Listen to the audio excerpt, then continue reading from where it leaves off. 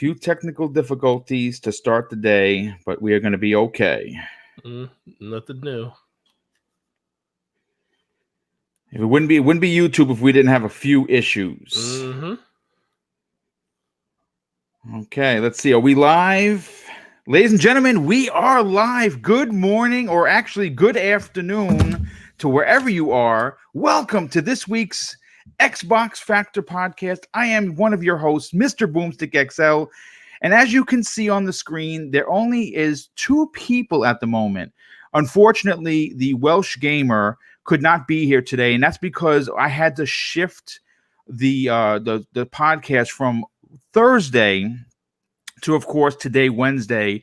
A little information. Mrs. Boomstick took a really bad fall on Monday. She slipped on a wet floor that had no signs, and she received, unfortunately, a mild grade concussion as well as a sprain to her neck.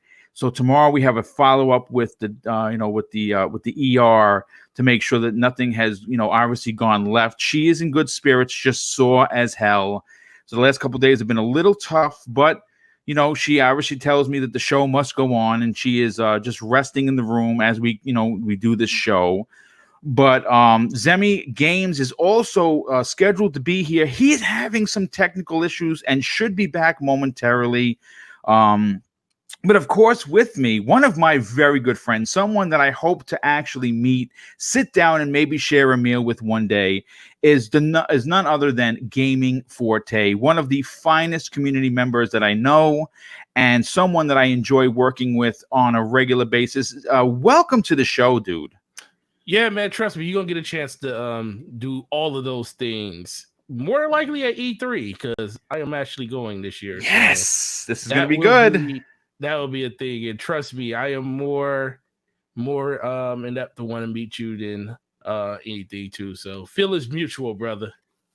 Well, I definitely appreciate it because obviously I'm a big fan of your work. Have been before I was even a podcaster myself, and enjoy working with you. Enjoy listening to you on the several shows that you're on. And before we get into, of course, the show, which is what everyone is here for, I have to say something publicly, and I've already said it on Twitter, but I have to say it on the show because obviously there's going to be people listening. If there's something happened this morning to me that has never happened in my podcasting career, let alone in my life, and I woke up to an absolutely outstanding surprise from one of the community's most generous human beings I think I've ever met. I've seen his work before, and his generosity has literally no limitations. And of course, I am talking about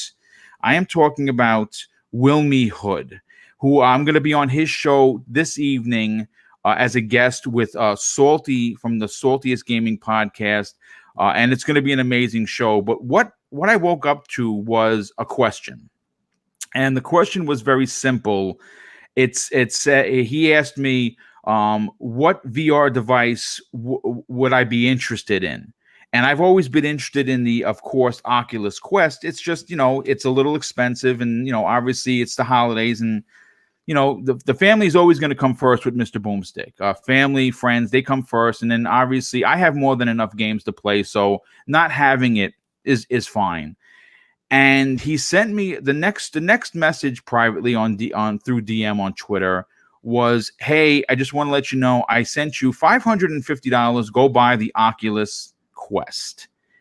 And I have to tell you that I was numb then. I have goosebumps now talking about it, and even got a little bit emotional because that is, I mean, folks, that's $550 US, and money, as we know, in 2019 does not come easily. And I'm sure that he works very hard for his money. And I'm going to be honest, and I said this to my wife, and I'll say it to you publicly, I don't think I'm deserving of such a gift, to be honest. I don't think I do anything outside of talk about video games to warrant such a present from someone that I've never met. I've only talked with. He's only been on the show a couple of times. But I had to say thank you because this is something that is unprecedented. It is something that I never expected. And it's something that has literally made my holiday in a way that I haven't had this done since I got the G.I. Joe hovercraft back in the 80s, the late 80s. One of my favorite vehicles, the G.I. Joe hovercraft known as the Whale, that came with the driver named Cutter.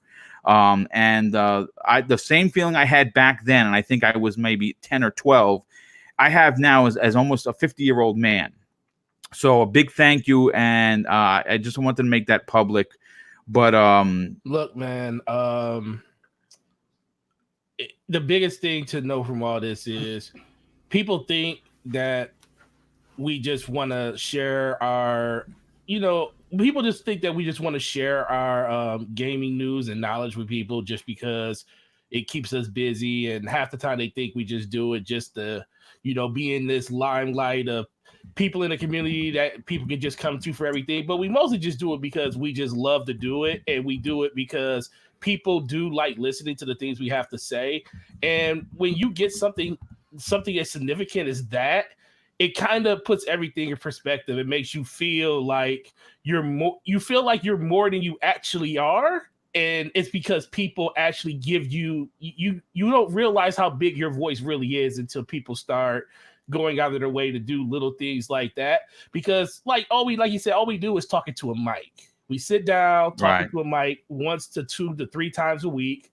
And for us, that's natural because that's something we did with our friends over the course of our gaming journey.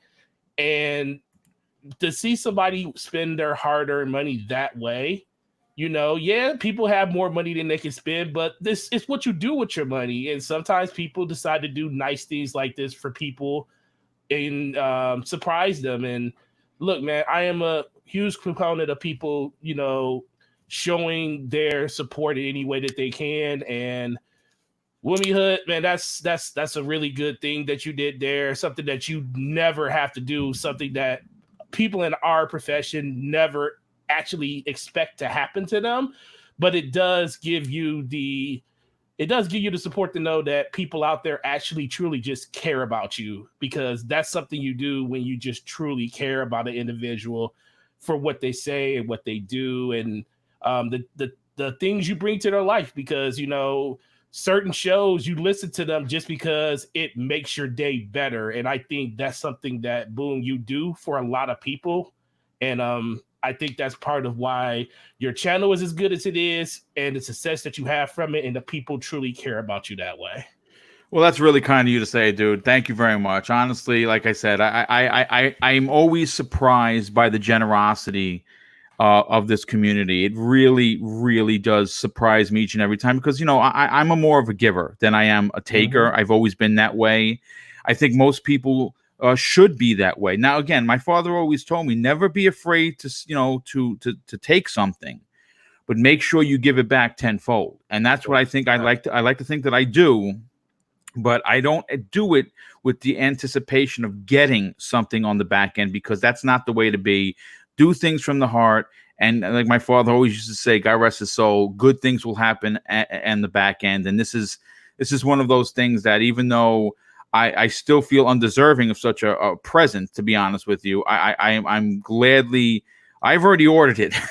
I already said to him, I ordered it the minute the money went into the bank, because, to be honest with you, I'm a big, huge VR fan. I've been a huge fan of PlayStation VR. I've supported it. I loved it so much I went out and bought the updated version 1 year later. That's how much I loved it. I still use it. I still love it.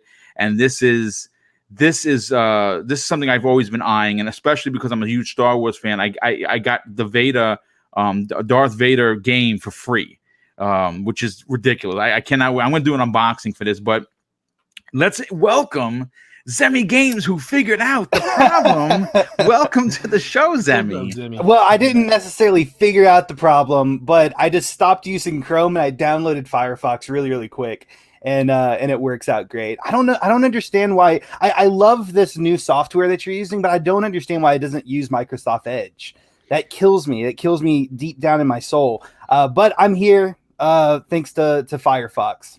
Well, listen. First of all, if anyone's a podcaster and was devastated like myself, that we lost the ability to use Google Hangouts, which was an amazing free application. I currently use StreamYards. Now, there's a free version that's just like this. The only difference is that you can't add your own. It has watermarks for the company, and obviously it's the free version. I highly recommend that if you do podcasting and you were used to using Google Hangouts, this is an exact replica of it, and it's even better. There are so many options. As you can see, I have the host's name come up. I have a banner that was designed from the ground up by J Dubs, also known as the Graphic God, who exclusively works on this channel. I would not use anybody else. Not that I don't like anybody else, obviously, but I'm a big supporter of Jay, and he's done all my work, and I'm always going to remain loyal to him. But there's a lot of new things coming. In the future, and I'm working with Jay in the background. We're gonna have animated intros, animated outros. Things that you see on that OBS does, but OBS is shit, pardon my French. OBS is very temperamental. It works when it wants to work. Discord, which is what I was using, as another one. Anyone that knows, I had multiple problems in the past, and this has been working really well. But you know what? Enough of the shenanigans. Let's get into exactly why everyone is here. We're here to talk about Xbox. And I got to tell you, there's a lot that's going to be discussed on today's show. There's a lot to be excited about. I'm giving you the heads up now. If you're looking for negativity, I'm going to tell you you're going to be very disappointed, because not only is this a positive show, we have a lot of positive Xbox news, and it seems as if the tap shutoff valve has been broken off, because there's news flowing left and right when it comes to the Xbox, and it seems to be all positive. And that's how I was hoping Microsoft would close out 2019 going into the next generation, which starts in 11 months from now, believe it or not. But let's get to the first topic. Now, the first topic, as you can see on the screen, is this huge Matt Booty interview. And the Xbox Game Studios head talks about the new era for Xbox Scarlett's first party. And in this interview, the fans, I think, are going to be really happy, and one that they have been waiting for. Now, in this article that I pulled from Windows Central, Xbox Game Studio apparently is preparing for the next generation, and they have pretty big plans when it comes to make sure that when this generation starts, it's not going to be a repeat of 2013. As a matter of fact, it looks like they're going to be hitting the ground running. Some might even suggest sprinting. Now, Matt Brown from Windows Central sat down with head Matt Booty to talk about Microsoft's first important lesson from the Xbox One and what the future holds. Matt Booty opened up XO19 a few short weeks ago with a clear message, as we know. Xbox is shifting focus from acquisition and growth into a phase of execution and delivery. So now what does that mean? Well, that means that basically we probably will not hear about any big acquisitions, which is fine, because they have 15 of them already. They have a total of 15 first-party studios. They're working behind the scenes to bring a lot of Japanese-type titles to the Xbox brand that a lot of people are looking forward to. And they're working on second-party titles that are not maybe, obviously Microsoft is not going to own that company, but they're going to work with them. And if you remember, guys, one of the highlights for the Xbox 360 era is how many second party deals they had going on, where games would come to the Xbox 360 and either never make it to the PS3 or eventually get there years later. And at that point, some of the times the games were irrelevant. And before I get into some of the important things that Matt Booty has said, I want to ask the panel, and I want to ask the chat this actually. And I'll start with Zemi. Zemi, obviously you've been an Xbox fan for a very long time. Mm-hmm. And obviously, the second party deals, meaning like if you look at what Sony has done in this generation, they're not exclusive second party deals, but when you say the word exclusive, it does have levity and a different meaning, right? I mean, Persona 5 wasn't technically an exclusive only to the PlayStation 4, but you could only play it there. Neo, the original one, and Neo 2, from what we understand, is going to be on the PlayStation 4 only and PC, but PlayStation 4. These games, along with a ton of other games, didn't come to the Xbox, and I think that probably hurt the brand because, you know, some people saw all of these games coming over to the PlayStation brand, the cool brand, right? The hip brand, the one that everyone is buying and playing, and they made it better for those customers and new customers to come over. How important do you think it is for Microsoft with Scarlett, with Phil Spencer and Matt Booty to make sure that the second-party devs bring exclusive content to the brand to make people want to come back to Xbox?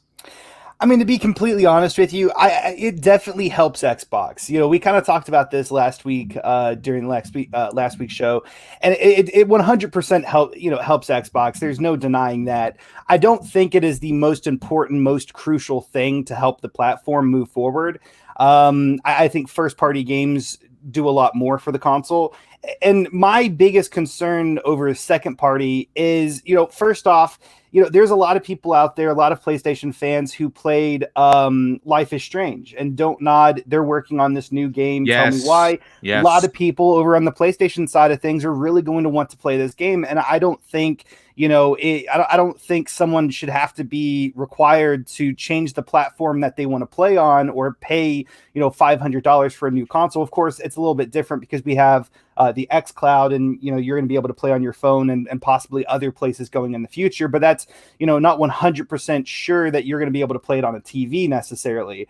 So I don't, you know, that's a big reason why I don't like second party. You know, yeah, PlayStation does it, but, you know, even still, just because they do it doesn't make it right. But even more, what's concerning to me is you going out and getting these second party, you know, games made doesn't ensure that you're going to get a sequel ever, you know, or you know, at least on the Xbox, right? I mean, you look at Alan Wake, right? You know, we got the first game, and then I think there was like the big expansion. I don't necessarily think it was like an Alan Wake 2, but we never got like an actual Alan Wake 2 or true sequel.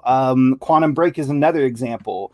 Rise, Son of Rome is another example where, you know, if that would have been a 100% first party game created by a first party studio, we might have gotten a sequel out of that. And so for me personally, I don't really like the second party aspect. If Xbox does want to go, you know, for it, I would really be a lot more comfortable if they would acquire 100% of the franchise's license and not just have the publishing license. If they grab the entire license, that way, if, for instance, Don't Nod eventually says, hey, we don't want to make a sequel to Tell Me Why, then they can go to another first party developer and give it to them so they can make a sequel.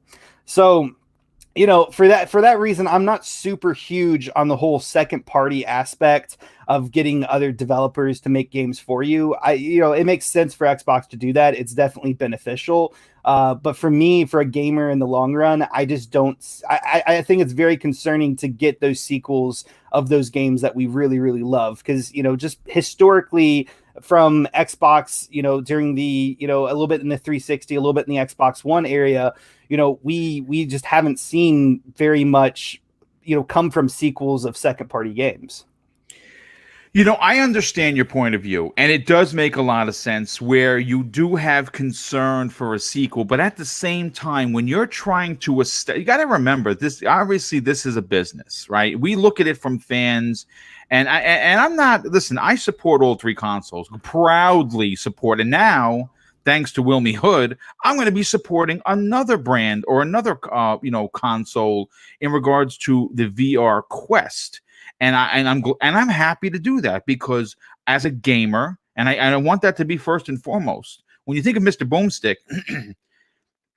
that's what I want people to think. He's a gamer, and a gamer likes to play games. At least I do, and I don't hang my hat on one brand being better than the other. Now, I'll publicly admit that sure, I enjoy playing most of my games on the Xbox console or the platform simply because me personally, I enjoy the achievements. I enjoy my friends list. I enjoy the security that Xbox Live brings with my monthly subscription. I love Game Pass, and I think that if you are a gamer, it almost should become a part of your monthly bills if you can afford it. Where I would cut out Hulu or Spotify or something else if I had to make a choice, because you're getting 200 plus games, and just look what they've put in recently. I mean, later on in the show, we're going to be talking about our experience with Halo Reach and what 4K 60 FPS looks like. And they're constantly adding and adding and adding, and the value cannot be, the value cannot be denied. So that's why I go with Xbox. But I'm not going to sit here and say for a second that when Iron Man VR comes out for PlayStation VR next year, that I am not putting down everything to play that game. Or when, let's say, the next big Nintendo first party exclusive comes out, whatever that may be, the new Zelda, the new Mario, whatever, you can rest assured that if it's Bayonetta 3 comes out tomorrow, well, guess what? Boom is playing the shit out of Bayonetta 3. So but it's okay. And I think that personally, if you look back historically of the Xbox 360 versus the PS3, now we understand where Sony went wrong, and at the end they caught up, and they did. And how did they catch up? They caught up with strong first party games, right? You start this generation, and there was some arrogance, the same arrogance that Sony showed when the PS3 launched, Microsoft showed in 2013. And this is why they are where they are, because things were said that shouldn't have been said. And what has powered Sony past Microsoft this generation has been, of course, their very strong first-party games as well as their second-party games. And I have to be honest with you. In business, you want to be the best. And I think that Microsoft is a company that has a couple of things that make second-party deals more attainable now than they did before. Take a look at Game Pass. We've heard this from numerous executives, how Game Pass itself they're selling more games in Game Pass because people are playing it and buying the game. As a matter of fact, when a game launches into Game Pass, that game actually sells on other consoles apparently, because people are getting wind that, oh, this game exists that some people may not have known about. So I agree with what you're saying, and you never want to pigeonhole or paint yourself into a corner. But at the same time, if Microsoft is going to try and make a dent into the next generation and get out of the gate, I mean, like running at full sprint, they need to have games that you can only find. Now, Forte, I know you've been sitting there, and I know you're probably chomping at the bit to get into this. What is your opinion regarding Microsoft going and taking a page right out of Sony's book, the same way Sony took that page out of the Microsoft book to start this generation? Do you think would you call it a necessary evil? Well, when it comes to that, it always is. The more exclusive stuff you can give to a person on the platform, all it does is strengthen your platform. That's the main reason why Xbox was so great during the 360 or the 7th generation. Call of Duty had exclusive content to Xbox One, and then you throw in sprinkle in the first party exclusives and stuff like Gears of War and Halo. You gave people reasons to pick up your platform outside of just the regular meal of games that they gave you, like Forza and everything. And Microsoft, people didn't realize Microsoft had this same issue that they're having now with their first party back then. The only difference was it was covered up by so much of the third party exclusives that you were getting. People were super happy with that. And I think if they get back to spending the money to get these second party deals and stuff like that, I think the industry would be a lot better. And I think, well, for Microsoft, it would be a lot better. For gamers, it would just be amazing. Because I always tell people, when you have 2 to 3 different platforms that are doing very well, like they were in the 7th generation, everybody wins.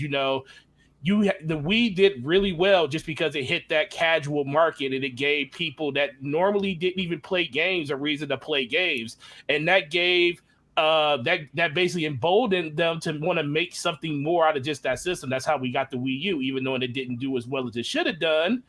And that was because they just didn't market it well. It still was an evolution on what they wanted to do. The PS3 caught up to the Xbox One because guess what? The first party games became so good that nobody could turn that stuff down. But on top of that, it had real good third party support or second party support when it came to like games that was exclusive to that platform that wasn't on Xbox. And Xbox, on top of having the 1 year lead, all those games that they had that people couldn't get anywhere else, that really propelled them as well. So I think they need to get back to that in some shape or form. It just comes down to how are they going to do it? Are they going to do it through traditional means where you spend the $60 or the $40 to buy the game outright, or are they going to get that stuff coming through Game Pass? Honestly, I believe either way will work perfectly well. It just really comes down to how they actually do it. Me personally, I think Game Pass is the best way because they don't have to guarantee the game to be in the service for a year or forever. I think just being in there, something like a launch game or within the first couple of weeks or months of launch, that would actually help the service even more. And with Microsoft trying to pivot their identity to being more of a service company when it comes to just gaming, because they always been a service company when it came to the rest of their business, like with Office and everything and the Azure cloud. Now they're just trying to add all that stuff together when it comes to their offerings with gaming. So that's where I sit on it, but you can never go wrong with just giving more to everyone. That's why when Call of Duty left, people were like, man, that sucked.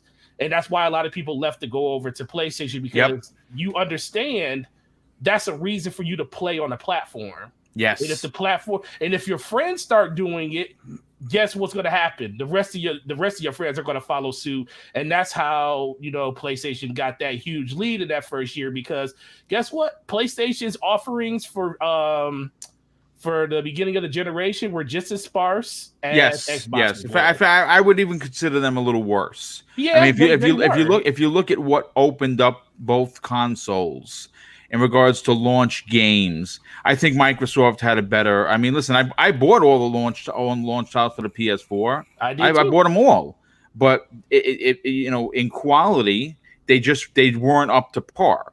Well, and obviously, and obviously we've seen what they've done. I mean, 2018 is gonna. If there's going to be one particular year that a Sony fan could really kind of use as their crown jewel of the generation, it's going to be 2018. 2018 was ridiculous. And for depending on what you like and what you don't like, 2018 wasn't really that good for Xbox. What I love about this interview is how he describes that they're going to learn from their mistakes. They understand what went wrong. And and talking about diversity in games. Again, it's widely known that the PlayStation 4 look for their games is something that I really like. That over the shoulder, third person, mature, story driven, adult themed title. Now I've seen people go on Twitter and they put look, all the games look the same. Boom, how could you like them? Well, because I'm an old school gamer who likes a selfish single player experience. And I kind of like those graphics. I'm a huge fan of Uncharted, and if it has that kind of visuals, it's appealing to my eye, which is why I own what I own, and it's what I like. That's why I put 50 hours into God of War. It's why I put 60 hours into Spider-Man. It's why I put 70 hours into something like an Uncharted 4, trying to get the elusive platinum, which I know I'm never going to get, because to find everything is you're pulling your hair out. But it's why I spend so much time in those games, because it's what I like. Now, not everyone likes that, and that's fine, but it's what I like, and it's what I'm expecting Microsoft to do in the next generation. But let me just read some of the important quotes. But before I do, I have to thank my very good friend, someone I worked with in the NYPD, who I'm proud to say has just retired. So congratulations, Jay Zayas, live on the air, that he is now officially retired. He has joined the old man club with me, and he drops a $5 super chat, and he says, enjoying the show on a Wednesday, Mr. Boomstick and panel. Well, yes, thank you for being here as always, my brother. But let's get back to some of these important quotes. And when I talk about diversity, I think this is where this takes an important turn for the brand. He says this, and this is Matt Booty. I think that it's definitely just an overarching goal of ours altogether, is how we just get more diversity. And there are different kinds of diversity. There's diversity of kinds of games, but as you pointed out, there's diversity. I call it geodiversity. One of the beautiful things about games is that, like movies and books and music, is that where it comes from, its influences.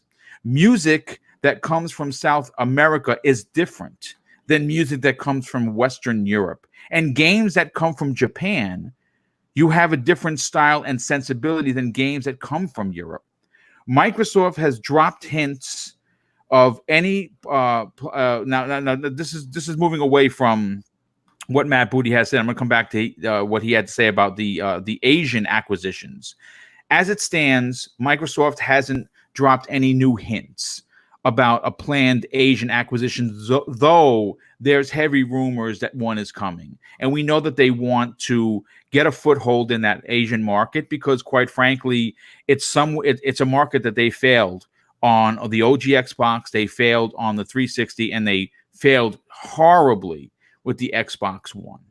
And you know what? Because, I mean, like right now, back in the days, like I used to import a lot of stuff. I mean, I imported everything. You name it, I imported it. It's actually how I met the Iron Lords, not even knowing that I met the Iron Lords all those years ago on Queens Boulevard. They're trying to do something that's unprecedented. And what I mean by what Microsoft is trying to do is, right now, back in the days, in those import days, console sales, hardware reigned supreme in Japan. Mm-hmm. Right? We know that for an absolute fact, that the hardware is where it was. People lined up. I mean, we used to reopen up the EGMs, and they would have pictures of people lined up for 3 days before launch. And now, in the last 5 years, maybe even 10 years, that market has shrunk down to practically nothing. What reigns supreme? This Nintendo Switch, not because it's a Nintendo console, because it's portable. And portability, cell phones, tablets, things of that nature are what gamers play on. Now, what does Microsoft have in their back pocket right now that seems to be turning a lot of heads? Anyone that has played it, and I only played it for 10 minutes, folks. There are people that have been playing this that got accepted. I have Sprint, so I don't know, whenever they're going to get Sprint involved, I'll get it. But there have been people that played it, and they said that this is the second coming in gaming. Just imagine for a second, with Xbox Game Pass for $15 a month, Ultimate Game Pass, which we have a really good idea that is where xCloud is going to be kind of sandwiched in there. It's going to be one of those added abilities if you do the Ultimate Game Pass. Just imagine that if they can get a foothold in the Asian region, get a couple of high-profile Asian developers making games that are going to be in Game Pass, and you couple that with xCloud. I mean, folks, we're talking about unprecedented territory that Microsoft has never had an opportunity to do. And you put Game Pass along with xCloud, and you might have something really special. And now, before I get into his other quotes, I'll go right back to Zemi on this.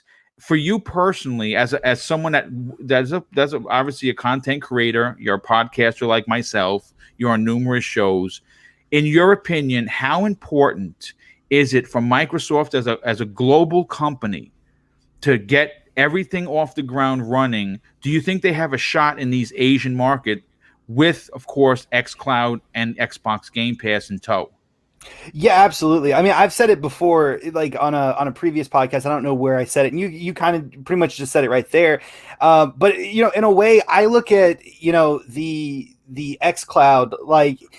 Yeah, of course it's for everyone, but I think where it's the strongest is over there in those Asian markets, in Japan, in Korea, possibly in China, and in those areas where mobile gaming is really a lot bigger over there than it is over here. Of course, people play games on the go. The Nintendo DS and all the other portable mobile consoles have sold very, very well over here in this market, but over there it's such a bigger thing. So I think it's definitely has a really, really good shot of being super successful and getting Xbox, more name recognition, and making it more accessible over there to play Xbox games. But with that being said, and I think we're probably going to bounce into this if I'm not mistaken, it's really important for Xbox to land those deals to get those Japanese made games over to our console. It's really, I think it would be fantastic if they could acquire one or two Japanese or Korean studios as well, because, of course, there's going to be people in that region that are going to want to play Halo. They're going to want to play Gears of War, but they also have their personal taste of playing, the like the JRPGs and the more Japanese and like inspired created games. So I think xCloud over there is going to be a huge success, but I think that they definitely need to also focus on getting a lot of those Japanese style games and possibly some developers over to the Xbox game studios to make it more enticing. No, you're absolutely. It's funny you should say that, because Generation Xbox tweeted out something the other day where they confirmed that Microsoft will hold an event to attract Korean developers. And obviously, we know that currently xCloud is in Korea, right? I mean, they are trying it there, and it's apparently doing very well. I think everyone. I mean, listen, there have been some people, people that are very notable in the community, like a Colt Eastwood, who had tremendous problems in the beginning, and he was very vocal about that. And since then, they have, he reached out to them, he sent them tons of feedback, and apparently he's enjoying it now. He said it. He's said it numerous times on RDX. But let me get to Gaming Forte before I continue with what Matt Booty had to say during this interview. In your opinion, with both xCloud and of course Xbox Game Pass, the most friendly, consumer friendly thing on the planet, how important, in your opinion, is it because right now, Microsoft Xbox, the Xbox platform, you can say that it's global because obviously there's Mexico, there's the EU, plenty of places around the world that support the brand, but it's not like Sony. See, Sony's PlayStation brand is a globally accepted brand, whereas Microsoft doesn't have that right now. They have it in some areas, but the Asian market is a very rich market with millions upon millions of players. In your opinion, how important is it for Microsoft to continue to push into these territories, now having both these this 1-2 punch with xCloud and Xbox Game Pass? Well, the biggest opportunity, the biggest thing that they have is the fact that these are growing markets. These aren't stagnant markets. These are markets that basically they literally just started embracing gaming on the level that we started embracing. And they have, like you said, way more people than we have. The fact that over in Asia, more people play mobile or handheld than anything than we do over here in the States is really a good reason why xCloud will do very, very well over there. they say about 70 to 80% of the people that play games prefer to play them on the go. And that is tailor-made for xCloud and tailor-made for people that want to play on Game Pass, because those things go hand in hand if you go by what Microsoft's going to say how those services work. The biggest thing that Microsoft really needs to do is not even the games, because like you said, at this point, Microsoft doesn't have to really sell me on Game Pass and on xCloud. xCloud just has to work. Game Pass just need to continue being what it's doing by putting games in there day and date and getting surprise games put in there within weeks or months of the game releasing. Game Pass is already an 11 out of, a 10 out of 11 out of 10 for me. You can't really make it better. You can't really wow I love people. it. Not a 10 out of 10, 11 out of 10. People with it anymore because it's such a good value. Everybody should have it. The thing Microsoft really truly needs to do is stop releasing their services and platforms linked to these different areas, these different countries and stuff. Just like when Xbox One launched, they only launched it in 13 territories, where PlayStation went worldwide.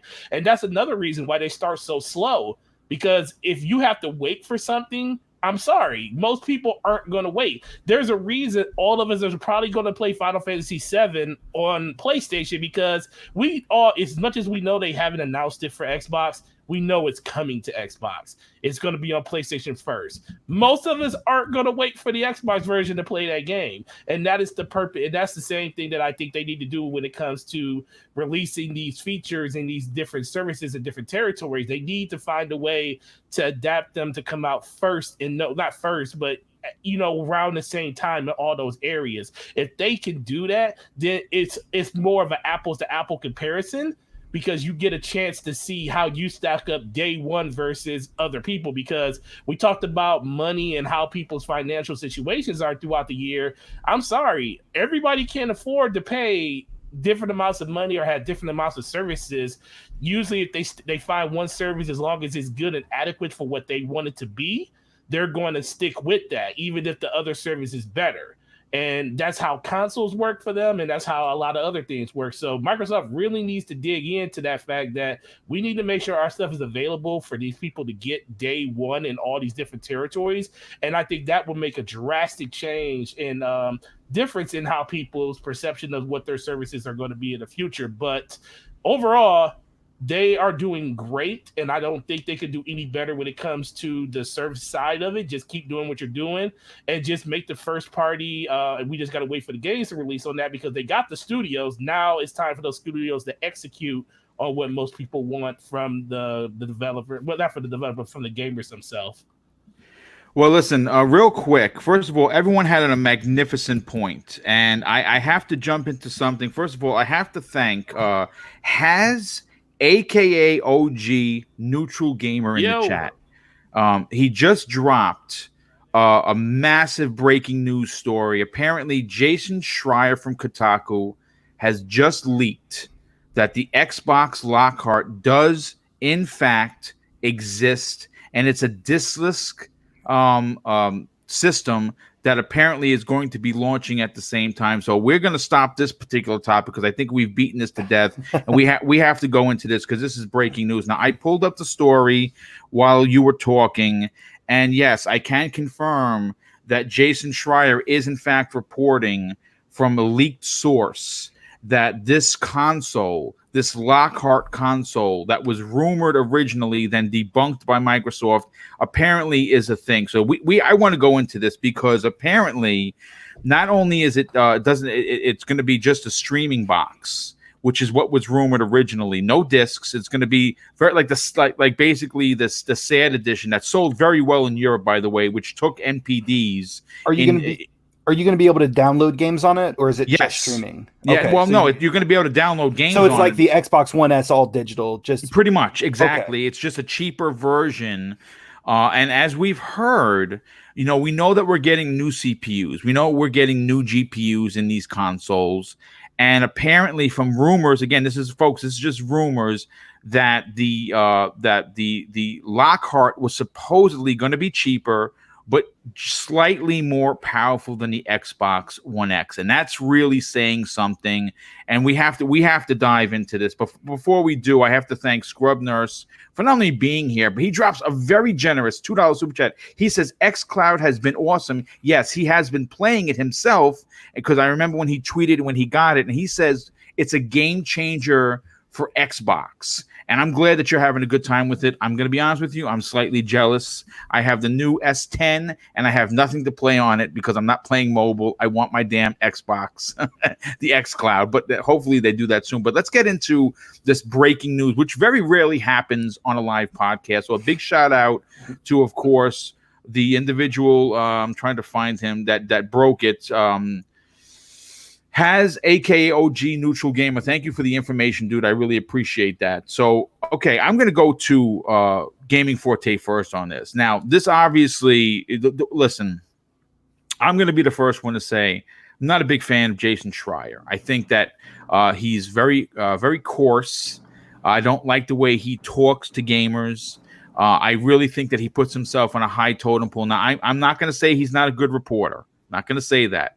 And I'm not going to put my personal. I'm not a fan, but I will say that the one thing that I can attest to, even though I'm not a fan of his work, is that when he breaks a story, he obviously has the information because it's important to him, and I think it should be important to anyone that provides information to the public that it's right. You have to double and triple check. I mean, I do that here on this show. I double and triple check every topic just to make sure that I don't sound like a boob. So obviously, this has some validity to it. What are your thoughts on the fact that we could see Xbox Lockhart, a 2 SKU attack for Microsoft come late 2020? Do you think that with everything that they have going for it, with all the games that we know that are coming in 2020, with all of the potential games as launch titles, with xCloud, with Xbox Game Pass, if they come $100 under the PlayStation 5, and it's only a little bit less powerful than the PS5, this could be a game changer and could rocket them into first place. Yeah, I agree. The biggest thing is, like you just said in that spiel, was it has to be more powerful. Not more powerful, but at least on par, if not just slightly underpowered to the PlayStation 5. It can't. We don't want it to be a situation where the system is a GIMP versus the PS5. Even if it's $100 cheaper, they need to at least come somewhere in that same ballpark. We can't have people thinking that is slightly more powerful than the systems we have right now with the Xbox One X. It has to be a significant difference for that, because I think they're actually going to still make the Xbox One X the entry-level system. I'm kind of indifferent. That's what I wanted them to do in the very, very beginning when it came to a decision with this system.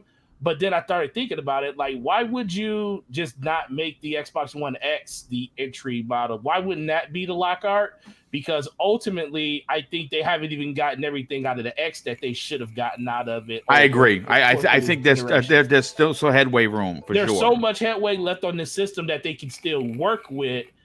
So I think that would be a better use of their R&D to just do that and just concentrate on the next generation being the new Scorpion, or not, the Scarlet. So either way that they do it, it just has to be something that's on par. And I think the X is the best way to do it. And I honestly believe that's the reason they didn't. It kind of got leaked out that they weren't doing the 2 SKU thing, because they were like, why would we put more R&D into a lesser system when we have a system that we haven't even gotten everything out of yet? And then they can drop the X to like $299, let that be the entry model for people to get in. It will people will be more familiar with it. They'll know what it can do because it's already been a system that's been out on the market for a while now. And overall, it just gives people the confidence of knowing what that system can do, that it's going to be supported going forward even more. I think that would be an even better way for them to actually do it. But overall, if they do the 2 SKU thing and launch 2 different ones, they have to make them significantly different from each other in price. you got to have one that's going to come in at 400 if you're going to have the Scarlet come in at like 600, or it has to be like a $200 difference. And you have to let people know why they're actually buying that type of power for that system. And if they can actually communicate that well, which we all know Microsoft has a problem with communicating things on a consistent basis, they'll be fine. We laugh, but it's the Achilles heel of Microsoft. That's a bugaboo, and that's the thing I'm scared the most about. If they do something like that, that's why I think if they do something like the X being the entry model, it speaks for itself. People know what that system is at this point already. They don't really have to. Explain the differences between a Scorpio. I keep calling it Scorpio because that's what I have a Project Scorpio right now on my desk. That's why. They keep trying to. They don't have to explain what the difference between an X and a Scarlet is. But if they get a Lockhart, now they gotta. Now you still supporting the X because that's still sold in stores. You got S is still sold in stores. So I don't know how long that's gonna go for. And then you're gonna have a Lockhart, whatever that name's gonna be. And then on top of that, you're talking about supporting the Scarlet. That's way too many systems to try to wrap your mind around, not only as a person that covers this stuff, but as a person that's going to a store having to ask somebody that works there like me to explain it to you. And I'm telling you right now, I'm confused if that would be the situation. I would have to actually really sit down and take a class to figure out exactly. Well, I mean, the story doesn't say that it's going to launch day and date. This is something that could potentially come out maybe 6 months or a year later. Don't you know what I'm saying? Don't even do that, because at that point, if you're not gonna, that's the same thing I was talking about when it comes to launching stuff later, like in different territories. If you're gonna launch it day and date.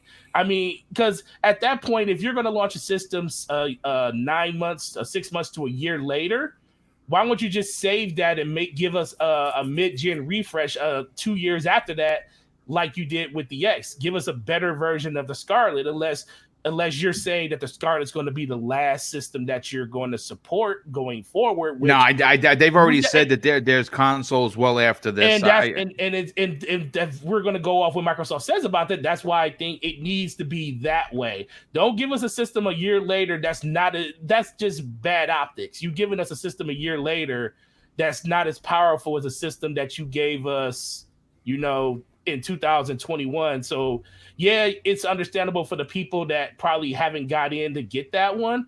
But at that point, the people that want to buy an Xbox are going to already have the Scarlet if they want to buy it day one. You're just trying to get those people that probably still have X's or they have S's to upgrade to that next model and stuff. This isn't like a all digital system where it doesn't have a disk drive, so it kind of gives people a reason to want to purchase it and stuff. If you only go digital and it's going to be a little bit slightly cheaper, like $100 cheaper, that's a different sale because it's a market for that. Is there really a market for people to say, well, I got an X, am I going to just slightly upgrade my system or am I going to go all the way? You kind of need to do that in the very beginning. At least that's what I think they need to do.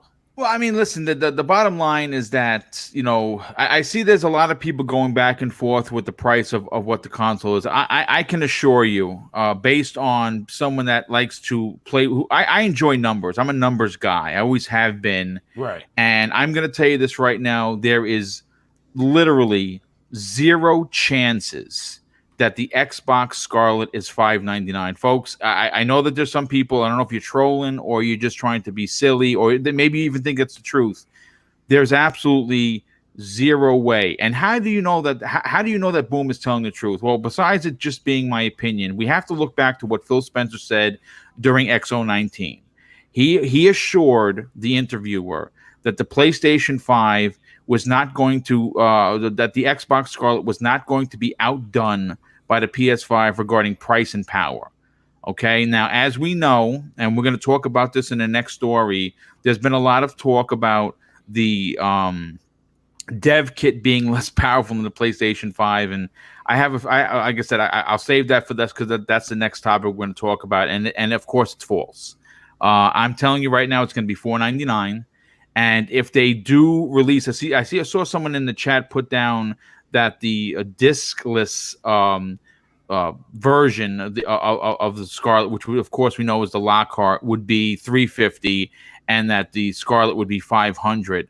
And folks, heads up, just give you the heads up. I know there's a lot of people still in that camp that are saying, nope, Sony is going to eat $100 from me because I am their biggest fan.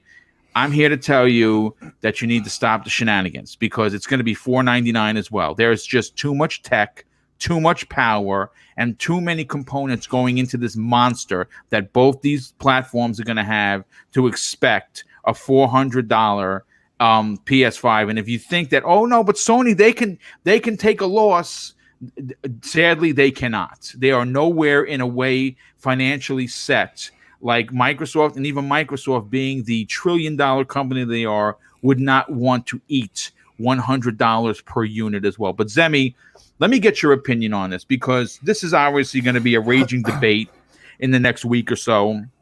And somehow or another, we were lucky enough to get this breaking news, thanks to obviously someone in the chat. During the show, this very, very extremely rarely happens, and I'm glad we're the first podcast to cover it. What are your thoughts on this discless Lockhart? And do you agree with Forte that you think it's a mistake to release with the Scarlet, or could this in fact be the Trojan horse that could really put Sony's PlayStation 5 as the monkey in the middle, so to speak? Because, remember folks, Sony had power and price, right? That's how they started this generation, and it worked very well for them. Microsoft did not have either of those, and it hurt them. And in a situation where you can tout xCloud comes with your Game Pass Ultimate subscription, you get gaming on the go, all your cross save, cross play, 200 plus games in Game Pass. Oh, and by the way, it's maybe $150 cheaper than the PlayStation 5 and slightly less powerful. Some people may jump on board with that. What are your thoughts on this, Zemi? I think it's a great idea. Giving consumers more choice. That's what Xbox has been about, and now you have three choices, and probably three choices in 2020 if xCloud is out by then, in all the regions, supported on, all major devices. You could play up, on your mobile phone, you could buy the Lockhart, or you could, throw a little bit more money at it and you could buy the Scarlet. I mean, I think it's an absolutely brilliant idea what they're doing. I believe, man, what's your name again? I'm sorry. Who? The other person. Oh, Gaming Forte. Gaming Forte. I've been on 1,000 podcasts with you, and I'm so sorry I forgot your name. No, but Gaming Forte, you were talking about how you kind of wish that the Xbox One X would be the entry level console, and I kind of disagree on that for two different reasons, and only two different reasons. The first reason is because it's Xbox's philosophy that they want all their games to be able to play on their family of consoles, and the Xbox One X is still an Xbox One console, and to bring that to the next generation would kind of be backtracking on what they've previously said. And then second off, the Xbox One X has been out for a couple of years now. It's still the newest Xbox console, but it still is an older console in the view of the next generations coming out. So I think it's definitely a lot better that they are making a slightly more powerful console compared to the Xbox One X and planning on selling that, because everybody wants the new thing. And there are a lot of people with Xbox One X's, but there is a heck of a lot more people out there with S's and an Xbox, just regular Xbox One consoles, who may not have enough money to buy, the Scarlet, and may pounce on the idea of getting the Lockhart. So, I mean, obviously it's choice, and the more choices that Xbox gives us, the happier I will be. I think that communication is very, very important, like Gaming Forte said, but I think the communication is more important on the side of telling the consumers that this is a discless a discless console, because a lot of consumers, they might run up to GameStop, grab that console, grab a few games, like physical games, take it home, and be very, very disappointed because the shopkeeper or the advertisement or whatever didn't tell them that it was a discless console that they were buying. So I think the communication definitely needs to be on point, and that's kind of not been Xbox's strongest point in these last couple of years. But so long as the communication's good, I think it's an excellent idea. I think it's definitely falls once again in Xbox's favor. If I was going to guess on the price, I would say the Scarlet's going to be $500, and I would say that the Lockhart's either going to be $400 or possibly $300, depending on how much less power it has compared to the Scarlet and how much that disk drive costs to put in there versus not putting it in there. But so obviously it's going to be an HD. It's going to be a UHD drive. So obviously it would be considerably cheaper. Now, is it $150 cheaper? No, probably not. But it's going to be interesting to see exactly, because you got to remember, again, price for an average consumer, and that's the thing. We have to remember that the hardcore, the folks that are here now, the 125 people watching this show live, right?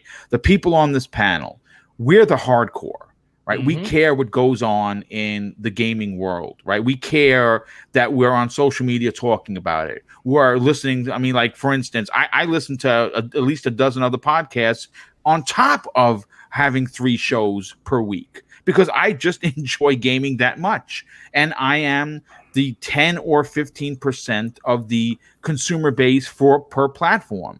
Now, Sony's consumer base might be a little higher, right? There might be, a little less than 15% of the hardcore, and we're talking maybe 85, 87% of their populace is, of course, the regular folks, right? The casuals, like we like to call them, because right now Sony's system is the cool system, right? During Black Friday, they had a really outstanding deal, and the 3 games that they were giving were all games that I absolutely freaking loved. And the console, what was it? I think it was $200 for the Slim, 200, and those 3 games. I mean, come on, that's. It's great because those games are great, but it's the cool system. It's the in system. Well, it's the cheaper system too. Yeah, yes, and that's really what that's. I mean, the bottom line is that is, in my opinion, what I truly believe the casual consumer cares the most about. Yes, a big reason why PlayStation 4 blew up this generation wasn't because of its first party games. It was because it was $100 cheaper. It's because, PlayStation wasn't trying to sell you $100 Kinect that you probably were never going to use, right? I mean, that's what consumers care about. They want to play games. They can play games on both systems, right?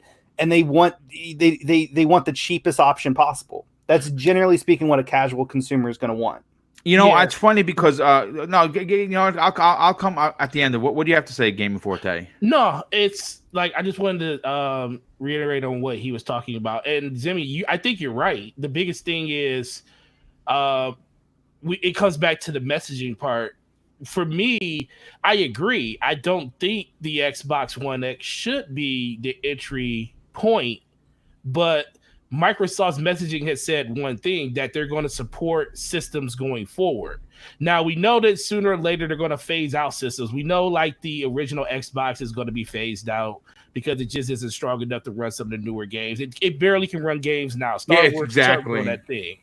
The S's do a little bit better, but they're pretty much in the same line with the original Xbox. It just has a little bit higher clock on the CPU. So it's a little better, but that's going to get phased out too, where the X is a completely different thing. Now, if Microsoft was to come out and say, if they didn't come out and say that we're going to support Xbox One in the future and the Scarlet is going to be an extension of that, then I would agree with you 100%. If they didn't say that, I would agree with you 100%. That means the Lockhart needs to be the entry point, and it needs to be something that is tangible in that price point between what is a PlayStation on one side and then Scarlet on one side, Lockhart on the other. Perfect storm right there. But I feel like if they're going to do what I think they're going to do, which is not bring out a second system, and they're just going to drop the price of the X, because if they're going to support it, they need to just drop the price to like $300. Absolutely, 100%. That would be the perfect, because I'm thinking in my mind, that is the entry point for 4K. It doesn't do everything 4K. It has a 4K Blu-ray player in it. You're getting 4K games that play really well on that system. So that would be like the entry point for people to like say, hey, I want my games to run a little bit better than they run before. If you are that person that wants to have a really amazing experience, that's when you jump over to the Scarlet. And I think it needs to be priced that way. But ultimately, as long as Microsoft is saying that we're going to support our family of systems, and they never even said what the Scarlet is going to be. They just keep saying Xbox Scarlet. We didn't know that the Scorpio was going to be, we knew they said in the beginning that it was going to be part of the Xbox One family. They've been said that. They never said what the Scarlet is going to be. It might be an Xbox One. We never know. They have, Microsoft's naming conventions is kind of crazy. And they always said it's going to be, they said they're adding it to the family of consoles. They never said it's going to be separate from it. So that's why I think they need to leave well enough alone. Let the X be the entry point. Scarlet be the thing that you work on for next generation. And then in 2 to 3 years, give us another bump. Because I think that's the main reason this whole mid-level, mid-gen system came into play. Because essentially, if you don't do it that way, you're wasting years off the Xbox One X.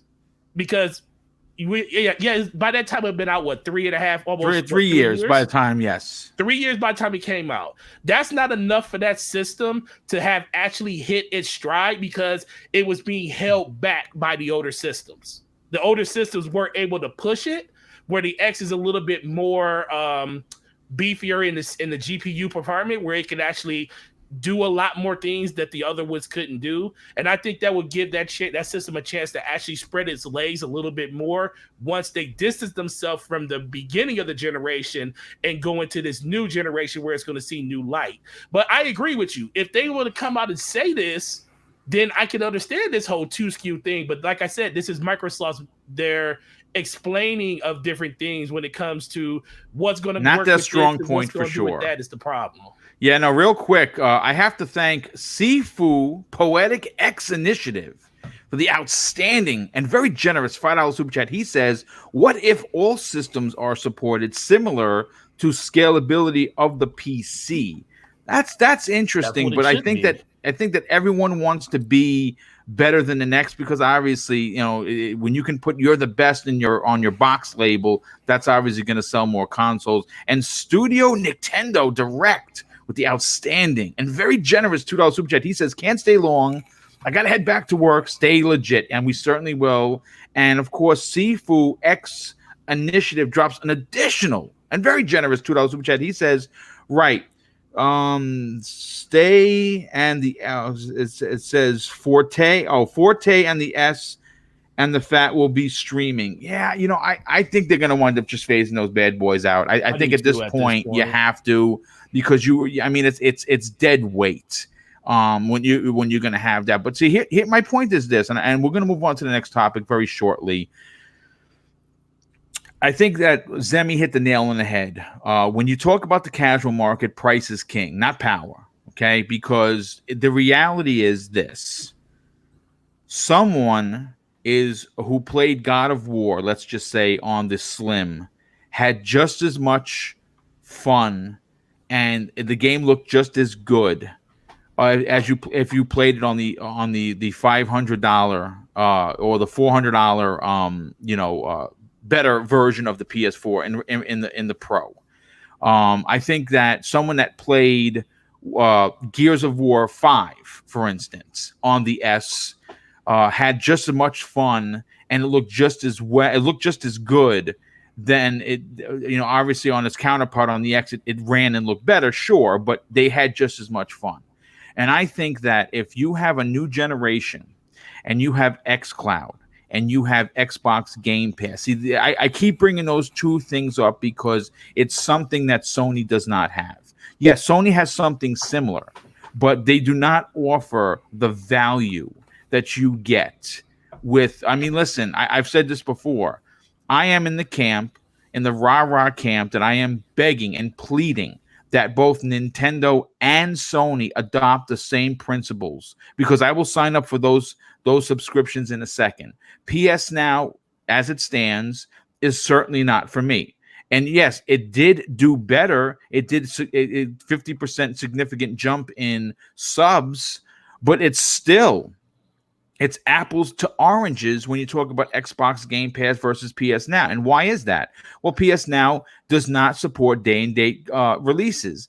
And based on several interviews with their head of Sony now, they may or may not do that. And I think it's a mistake. I personally want to be able to have a subscription to get all their first party games day and date, and they're streaming to the different devices. I think that's great for Sony fans, but streaming from your console is different than xCloud, tremendously different than xCloud. And it's two advantages that Microsoft has going into the next generation. So, taking Zemi's point, and of course taking Forte's point, you can't say cheap. You can't say, oh well, why don't they buy a $500 system? And not everybody can afford to do it. You can't. I mean, folks, life is life. Some people barely can game as it is. But if you have a new console, if you have a ton of new games, if you have a $15 a month application that says we'll give you the accessibility to 200 plus games, all our first party and second party games are going to go in there. And now you have, on top of that, you'll be able to play those games on your phone, on your tablet, on your PC, anywhere you want for that $15 a month. And they have a system that's $150 cheaper, potentially cheaper than the PS5, and slightly less powerful. The less powerful part is not going to matter to the 80+% of gamers that are considered the casual market. And Zemi, you hit that on the head perfectly. They don't care.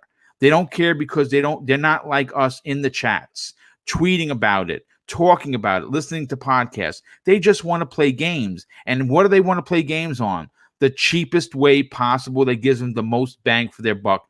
Microsoft is doing that. Sony is not. So I agree.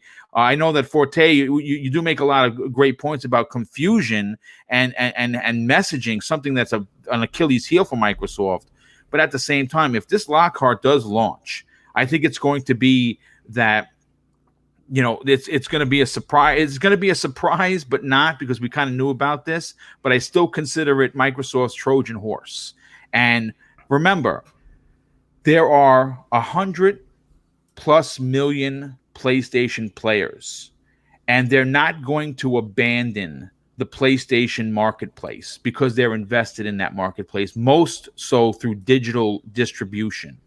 And they're going to keep their PlayStation 4s, and they're going to enjoy their PlayStation 4s because all of Sony's games, all of their later games, right? Ghost of Tsushima, Last of Us 2, whatever else comes out after Horizon Zero Dawn 2, you're going to be able to play those on the PlayStation 4.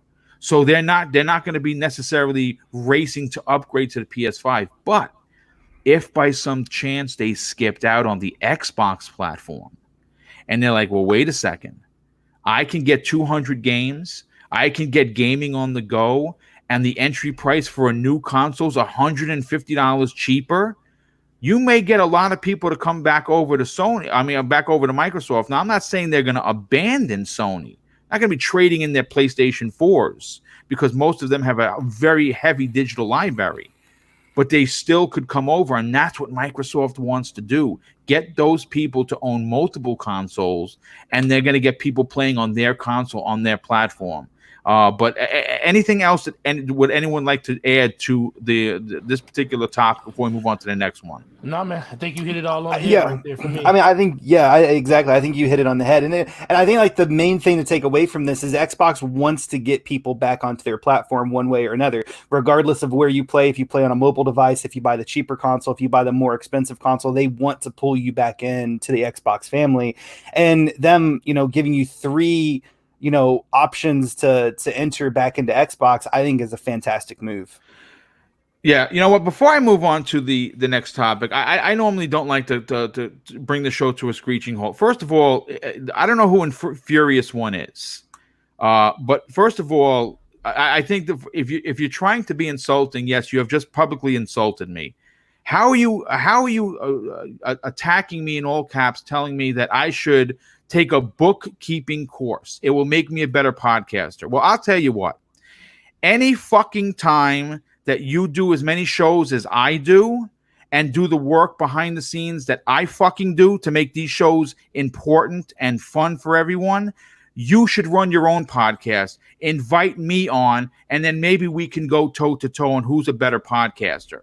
Because at the end of the day, I don't give a shit about myself. I care about this community and making sure that what I'm talking about is relevant and important, and more importantly, hashtag fun. So I'll tell you what, dude, okay?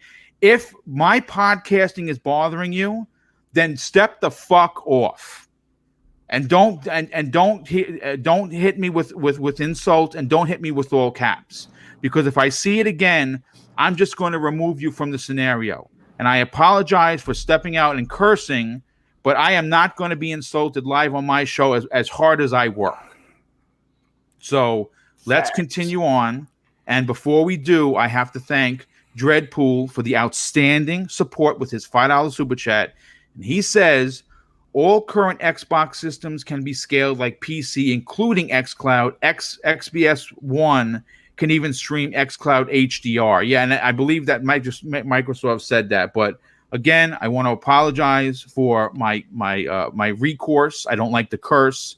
They don't like stopping this show, but I will not fucking take any kind of insults. If you don't like what I'm doing, like I said before, you can step off and listen to someone else's show. But let's continue on to the next topic. Now, this one's a little bit of a spicy one following my very public rant that I apologize for. Forbes.com ran a story that I want to discuss. And in fact, the story itself name drops two industry media personalities that had some very interesting things to say publicly. The first was Tom Warren from The Verge, who was answering a Twitter question, and the Twitter user's name, I'm going to spell it out for you, is @PZSTM. What it stands for, I have no idea. Who asked, still wondering about the Scarlet dev kits? And Tom Warren responded, hardly anyone has them, and they're nowhere near final. He goes, that's why you're hearing a lot of nonsense about them not being powerful, etc. And what this statement tells me, guys, and chat, is that whatever connections Tom Warren apparently has within the industry, he's giving us an up-to-date opinion on the matter based on facts that were relayed to him. Now, this is where the media bias that everyone wants to duck their head in the sand and said don't exist exists. And this is where it comes into play. We were just talking about him a second ago. Kotaku's Jason Schreier, who has made it very obvious, in my opinion, again, it's my opinion, that he has a distaste for not only the Xbox community, but his public opinions about the Emerald Green community has outweighed his distaste for the Xbox platform. And he responded to Tom Warren's comments. And here's what he had to say. Not sure if they're trying to surprise Sony is actually quite right. Common sense would suggest that the Xbox One, Microsoft, is just running behind schedule and will launch pretty hot. But I've talked to a few third-party developers who have said to me privately that they're frustrated by the lack of information on Scarlet, especially compared to Sony. And of course, they take it a little bit further. Forbes interviewed apparently someone else, and this is what the other developers had to say, responding to Tom Warren's comments by saying it would be bizarre if Microsoft was purposefully making their life harder for devs, not giving them Scarlet kits just to try and pull a fast one on Sony. Now, obviously, there's going to be a lot of opinions on this. Some people are going to say, boom, Jason Schreier is just a journalist. He doesn't have bias. And I would heartedly disagree with you. But when you see two big personalities going at it, it makes me wonder what information is actually true. Now, we've heard the last couple of weeks of how underpowered, right? Underpowered the Xbox Scarlet is to the PlayStation 5's magnificent hardware. And there's been no confirmation of anyone having dev kits. Now, of course, the first-party developers, meaning their 15 first-party studios, of course they have those. Maybe a few third-party people have them. I don't know. But what are your thoughts? And I'm going to forte on this. What are your thoughts on Jason Schreier versus Tom Warren publicly? Oh, man. So sometimes I just think he just likes to drum up a lot of things that don't need to really be, public like that. The biggest thing is he's a great investigative person. He knows. He has very good connects when it comes to these game developers and stuff. So he gets firsthand knowledge of what's going on with them, which to this day I kind of don't understand, because why would you want somebody to come into your studio that you know is going to report on all the trash that happens at it? Why as a studio head would you allow something like that to happen, have firsthand knowledge of that? But I guess any publicity is any type of publicity.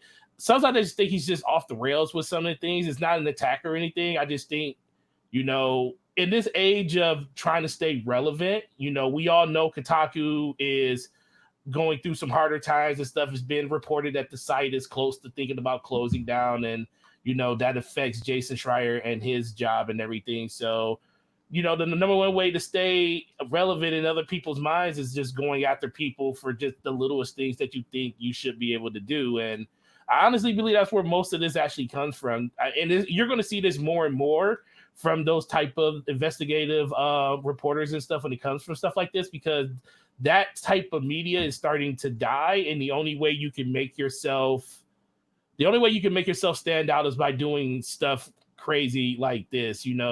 That's the same thing happens on YouTube when it comes to people trying to change the narrative of the type of systems they like. People flip-flopping on saying I'm an Xbox fan and a PlayStation fan just because PlayStation is a little bit more relevant and a little bit more mainstream with most of what people are talking about right now.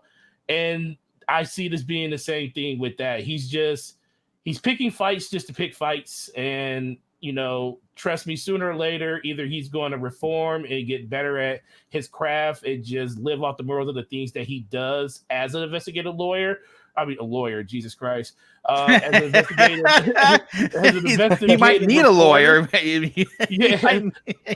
But ultimately, that's what it's really going to come down to. People listen to this stuff, and that's why he does it. Listen. Yeah. Right. I just want to add to what you're saying. I apologize for cutting, but what you're saying is that, listen, I'm not a boob, folks. This is a business. Yep. And the one thing that has exploded on the scene.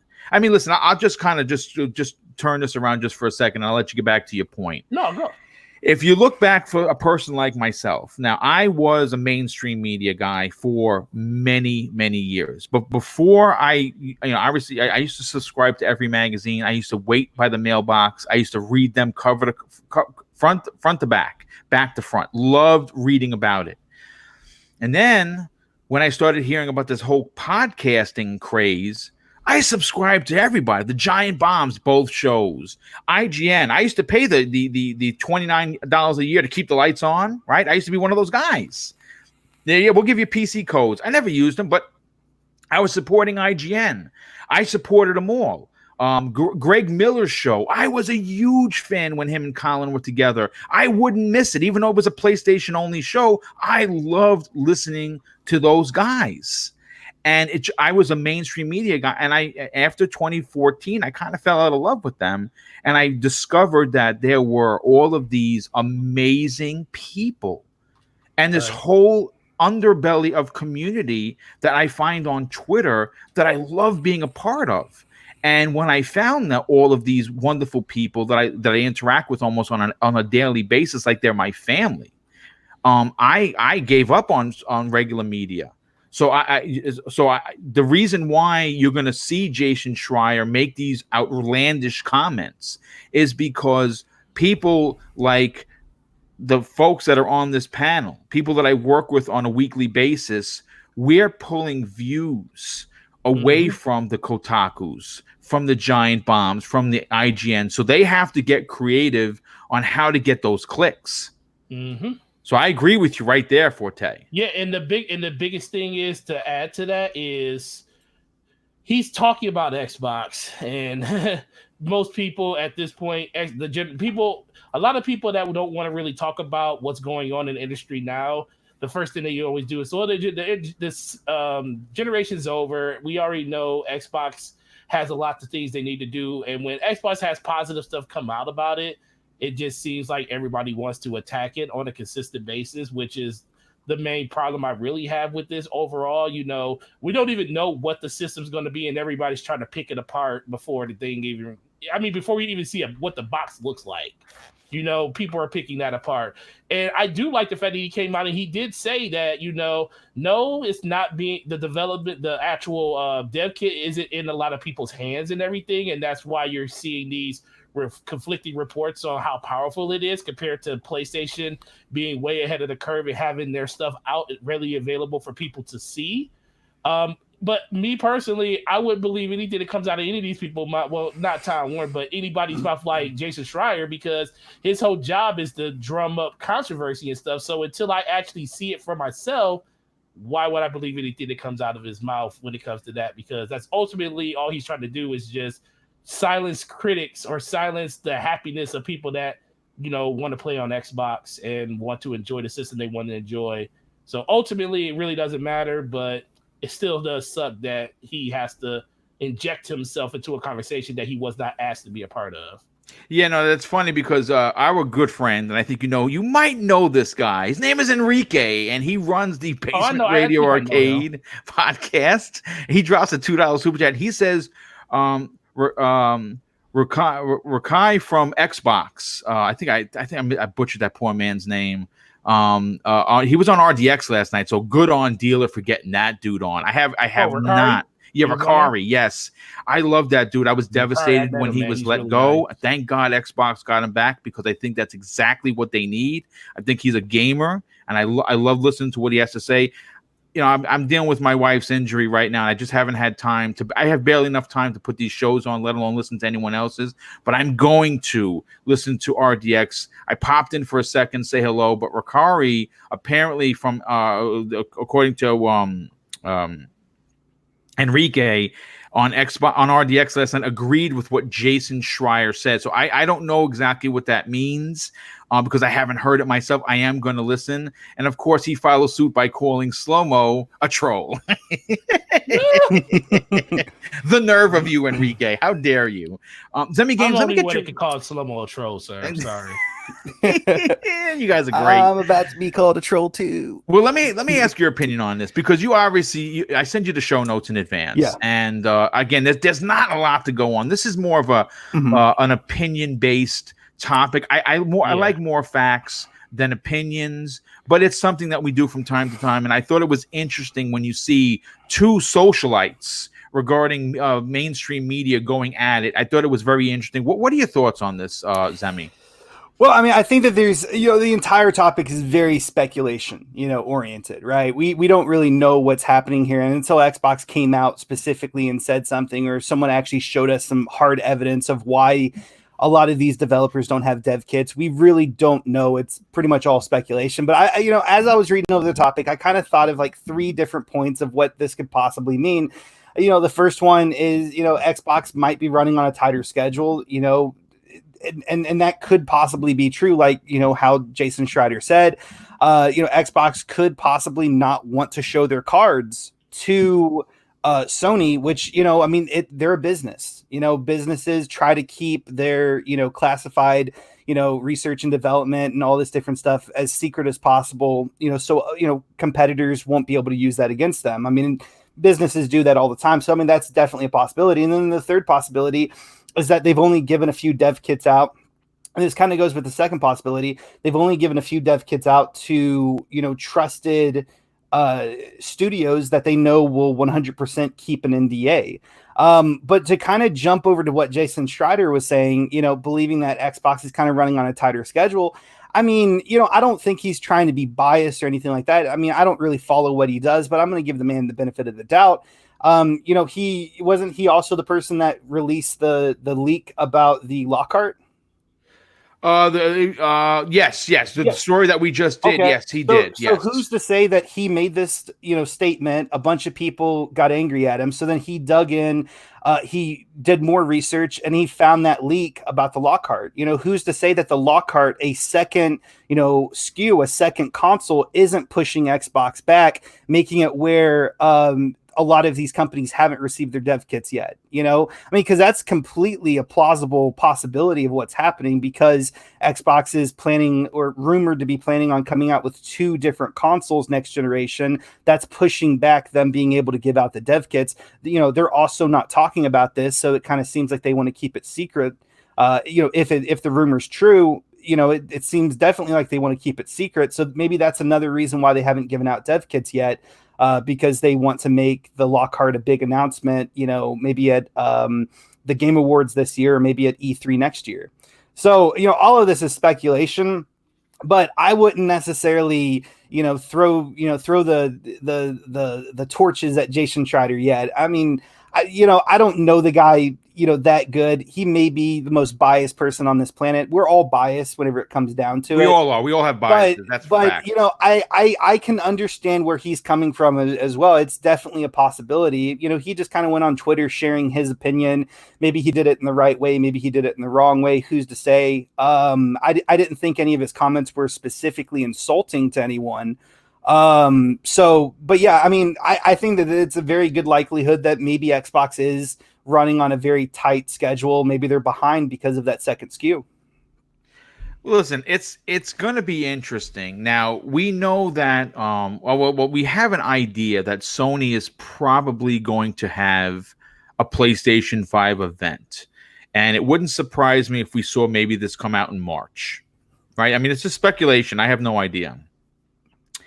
And if they do that, I'm sure that Microsoft is going to have their own Scarlet event. It would make sense, get the people up to speed, give us a release date. I mean, are we going to get release dates? Probably not. Both companies are going to be, this E3 is going to be an E3 to remember. I mean, Sony is probably coming back. I would imagine that they would have to come back because the PlayStation 5 is launching, and they're going to want to be Sony. They're going to want to put on an amazing show. So this E3 is going to be one of those E3s that you're going to be like, man, I am so praying that I can go again, because one, I want to meet so many people. That actually, as great as E3 was for the games, it was pale in comparison to meeting and hanging out with so many people from this community. Forte, I hope that we get to meet in real life, and I think that one of the things you're going to take away is how unbelievably awesome this community is when you meet them in person. You're just talking games. It is unbelievable. I got to tell you, it was the best experience for me personally. I got to meet so many people. But E3 is going to be magnificent. But listen, I think, again, this was a smaller topic. It was on the heels of a breaking news story from Jason Schreier, the same man involved. And I don't want to spend too much time on it. I want to kind of just move on to something that I think is going to be super, super important for not only the show, but the Xbox platform moving forward. In an article that I pulled from the pages of Gaming Bolt, it has been confirmed that Halo Infinite's engine will, of course, the Slipspace engine, will allow for more creative freedom, opening up lots of design possibilities. Now, while being interviewed by IGN, 343 Industries head Bonnie Ross said that the team reworked a lot of the previous Halo engine that was used in 343's previous titles. She said one complaint from people that were working on the game was the engine was very technical and straightforward, leaving little leeway for creativity. She says that we fixed that, and the new engine will be far more creative friendly and easier in general to work with. And during the interview, this is what Bonnie Ross had to say. The Halo engine is a very technical, engineering-focused engine. It's super hard for creatives to work in. It's super hard for a lot of creatives to work in at one time. We did a ton of work on Halo 4 on the engine to get it to look like I think it looked amazing being as a last generation title. We promised the team we would do the work on the tools and pipeline for Halo 5 so it wasn't such a challenging environment to develop on. You know, best laid plans, we didn't do that, and the team rightfully so basically called us out on it. Now, as we talked about on Monday's primetime gaming, and obviously Forte was a part of that, Halo needs to be great when it releases next year. And the more we hear about the Slipspace engine, it appears that all systems are go for the rebirth of the franchise that started it all way back in 2001. So here is my question to both the chat and, of course, my two esteemed panel members. The first question is this. Can the series find its way back to the top of gaming culture in 2020? And more importantly, how confident are you guys that the Slipspace engine will support the Master Chief in a way that's respectful and impactful for the franchise moving forward? And I'm going to go to Forte first on this. Forte, you there, brother? Yeah, I'm here. Okay. Did you hear the question? Yeah. Okay, go ahead. Oh, okay. Overall, I think Halo can always make that comeback that we always wanted to do. I think Microsoft definitely needs it to do it, because as much as we want them to diversify the content that comes out on the platform, we don't want to lose what basically everybody came to this platform. Like a good 60 to 70% of the people that play over here came from thought process when Halo was just great. And 2007, that was probably the apex when Halo 3 came out, where everywhere you went, you saw billboards and Master Chief everywhere with Mountain Dew in his hand. It was pretty remarkable.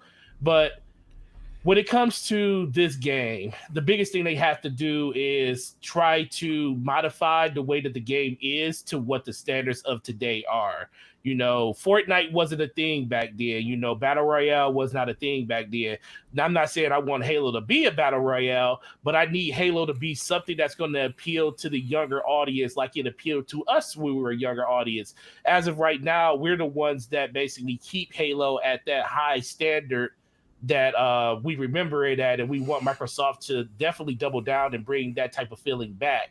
But they do need to innovate on what Halo can be. Now, I'm not a game developer, so I can't tell you exactly what that is and what it needs to look like. But that's that's going to be the thing that they have to combat. And furthermore, they can't have issues like they had yesterday with the release of Halo Reach. They can't have server problems. Yeah, exactly. That's a great point, because man, I was pissed. Like the first day the game comes out on PC and on Xbox One.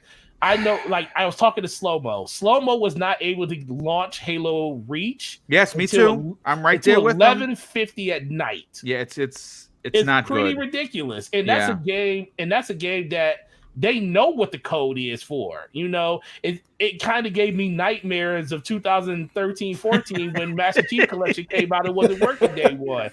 And as much as as much as I am happy that Halo is in the limelight and it's going to get a chance to do its thing again within the next calendar year, I was bummed looking at people say they couldn't play the game, because I wouldn't be playing Destiny as much as I play it if Master Chief Collection worked out the gate like it was supposed to be, because that was the game that was going to take me and bring me back to the fold when it came to Halo, because all I want to do is play a game that's like that.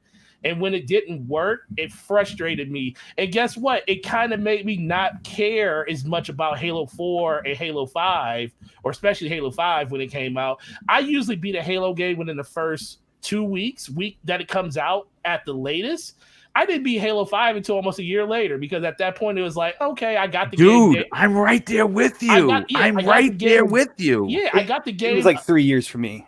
Yeah, it was like a year and a half. Like, my brother was like, you still haven't beat that game yet? I said, no, I really just don't care. I bought the game day one because I know I'm a Halo fan. But the thing is, I didn't feel like I had to play it like right then and there because it was just other things I could play. I didn't think of Halo as being this game that, oh my God, I need to play this day one so I can jump into the multiplayer and play that as much as I want to play and stuff. And that's the thing that I felt when I saw people's messages not being able to play the game after they purchased it on Xbox One and on PC. So they definitely need to do something about that. But with that being said, if they can get past the technical issues and they can build Halo Infinite to be the game that will appeal to a wider audience, not just the hardcore like we are, but to the mainstream like they did with Halo 1, Halo 2, Halo 3. Yes. That's where the game will succeed. And then having the infrastructure, having it in Game Pass and having it all over this place for people to play, that's when you're going to see Halo take off, because it's not going to take off on its own anymore. The IP is too... It's not market known. The IP is too long in the tooth. People know what it is, but now you just got to get people in that didn't even think about playing. And then that's where all these different services and the game just working on day one comes in at. Yeah, I'm going to be honest with you. I was so excited. I posted some screenshots, some videos. Of course, I commended 343 on how good the game looks. It really does look unbelievable. But man, I couldn't get into it. I couldn't launch it. It kept telling me that something about the what was it? Something with the save information. I kept getting an error, and every time I would launch, all the screen would just play. There'd be no way for me to start it. It would just show the helmets or Noble Team, and I'm like, what's happening? I reset it. I even hard reset my Xbox, hoping that maybe something I did something wrong, and I finally got it to work. But Zemi, I'm going to get your point, but before I do, I have to thank Elemental P with the outstanding $5 super chat. He says Halo has never been in a bad light because of how iconic it is. Infinite has to and must evolve like Mario and Link have in their games. That is a great point. And of course, Basement Radio Arcade friend, our good friend Enrique, drops a $2 super chat. Thank you for your generosity. He says you still can't launch Reach in Game Pass on PC. Now, that is, that's tough. I got to be honest with you. When you see these kind of things happening, you have to ask yourself what the H is going on at 343. And I know that we are 11 months or a dozen months, however you want to put it. We're 11 months away from Halo Infinite. And I'm not saying I'm concerned about the development of the game. I think they're going to really shock us. I think the same diversity and a change for Gears 5 we're going to see for Halo. But this is your flagship title. When you think of Xbox, you think of Master Chief. As much as you think of Gears and Forza and everything else, when you say Xbox, you think of Master Chief. When you say Nintendo, you think Mario. When you say Sony, well, I mean that's in the eye of the beholder. When I hear Sony, I think of like Kratos, I think God of War. That's what I think about when I hear Sony. And this has to work. I put it to you this way: I am not jealous or would want to be a part of 343 Industries in any form and fashion right now, because the stress levels must be. You could probably cut the tension with a knife in that office because they understand what is riding on this game. Zemi, let me ask your opinion on this. And I know I posed the two original questions, and I want to kind of just change it a little bit. We know the Slipspace engine is a very expensive engine. We've heard $500 million. Now, I don't know if that's for the engine itself. I don't know if that's going to be the marketing and the game and the engine for the new Halo, if that's all rolled into that $500 million budget. I know that Microsoft is banking heavy on the Slipspace engine being the new engine that maybe even other first-party developers are going to use. But when you see something like Reach launch that they've had numerous problems with come out, and they're having numerous problems on launch day, do you have any concerns for the release of Halo Infinite next year?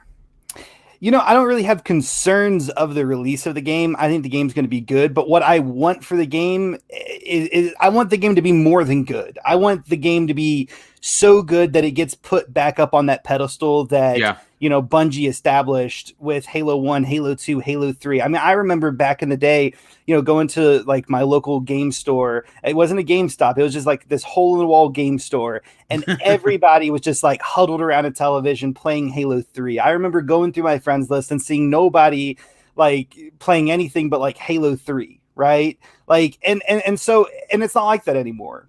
And it's not because, Halo, I don't necessarily think it's not because Halo doesn't have that brand recognition. I think a lot of it is that, these last few games have just been not as good. It hasn't captured that same magic that what Bungie did with it. I was replaying through all the games through the Master Chief Collection. Halo 1, fantastic. Halo 2, fantastic. 3's fantastic. I don't even have to play Reach to tell you that it's a fantastic game. ODST is fantastic as well. And Halo 4, not fantastic. Halo 5, really not fantastic. And so I think that they're definitely going to come out with a good game. I'm happy to hear that they're coming out with an engine. The Slipspace engine. I think the game is going to look absolutely fantastic with that engine. But that doesn't mean that it's going to be the game that I want it to be. I mean, you can give a chef the best knives, the best cookware, the best stove, whatever, and he can still burn the fried chicken. You know what I mean? That's a great point. I love it.